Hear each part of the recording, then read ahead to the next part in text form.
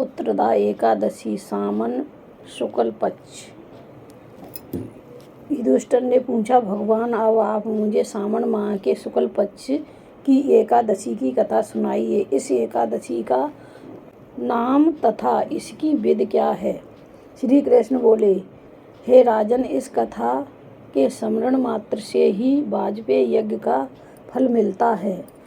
द्वापर युग के प्रारंभ में माहिष्म तीपुर में महिजीत नाम का एक पुत्रहीन राजा था। वह सदैव चिंताग्रस्त रहता था। उसे वह राज्य दुखदायी प्रतीत होता था, क्योंकि पुत्र बिना इस लोक और परलोक दोनों में सुख नहीं मिलता है।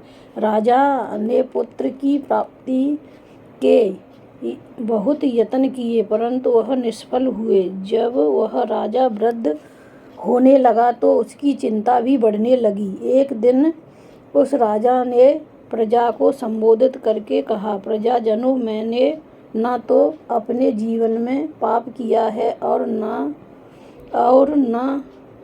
अन्यायपूर्वक प्रजा से धन एकत्रित किया है। न मैंने कभी देवता और ब्राह्मणों का धन छीना है और न किसी की धरोहर ली है। मैंने प्रजा को सदैव पुत्र की तरह पाला है। मैंने अपराधियों को पुत्र और बांधवों की तरह दंड दिए हैं। मैंने कभी किसी में भेदभाव नहीं किया है, सबको समान माना है। इस प्रकार धर्मयुक्त राज्य करने पर भी मैं इस समय महादुख पा रहा हूँ। सो इसका क्या कारण है, मेरी कुछ भी समझ में नहीं आ रहा है। राजा महिजीत की इस बात को विचार कर मंत्रीगण आदि वन को गए। वन में जाकर उन्होंने बड़े बड़े मुनियों के दर्शन किए।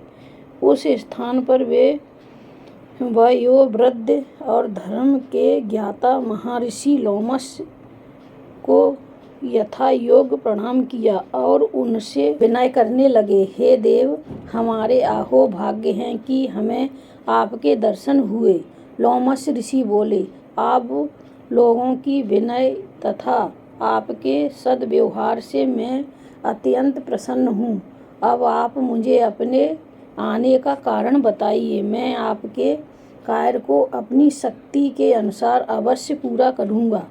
लोमश ऋषि के ऐसे वचन सुनकर सब मंत्रीगण बोले, हे महर्षि, माहिष्म तीपुर में एक महिजीत नाम के राजा हैं। वह प्रजा का पुत्र की तरह धर्मानुसार पालन करते हैं, परंतु फिर भी पुत्रहीन हैं। इससे वह अत्यंत दुखी रहते हैं। हम उनकी ही प्रजा हैं। प्रजा का यह कर्तव्य है कि राजा के सुख में सुख माने और उनके दुख में दुख माने।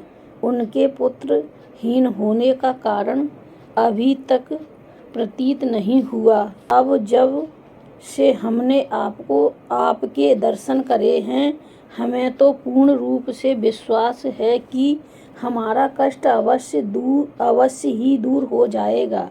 अंत अब आप हमको राजा के पुत्र प्राप्त होने का उपाय बताइए।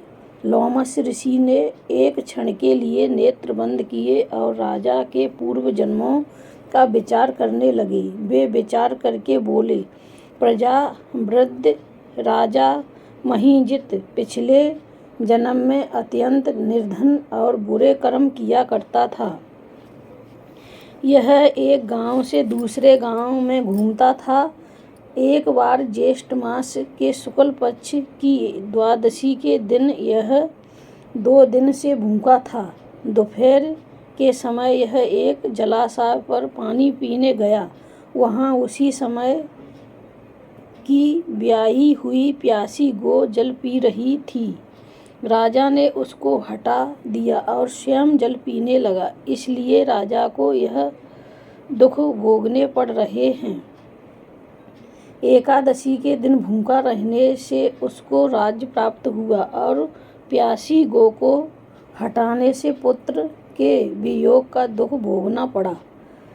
मंत्रीगण बोले, महर्षि, शास्त्रों में ऐसा लिखा है कि पुण्य से पाप नष्ट हो जाते हैं, इसलिए कृपा करके आप राजा के पूर्व जन्म के पाप नष्ट होने का उपाय बतलाइए, क्योंकि इस पाप के क्षय होने से पुत्र रत्न की प्राप्ति होगी। लोमश ऋषि बोले, प्रजाजनों, यदि सावन माह की शुक्ल पक्ष की पुत्रदा एकादशी को तुम सब लोग व्रत करो और रात्रि को जागरण करो और उस व्रत का फल राजा को प्रदान कर दो, तुम्हारे राजा को पुत्र रत्न प्राप्त होगा। मंत्रियों सहित समस्त प्रजा महर्षि लोमश ऋषि के वाक्यों को सुनकर प्रसन्नता पूर्वक अपने नगर को वापस आई। उन सब लोगों ने सावन मास के शुक्ल पक्ष की पुत्रदा एकादशी को विधिपूर्वक व्रत किया और द्वादशी को उसका फल राजा को दिया।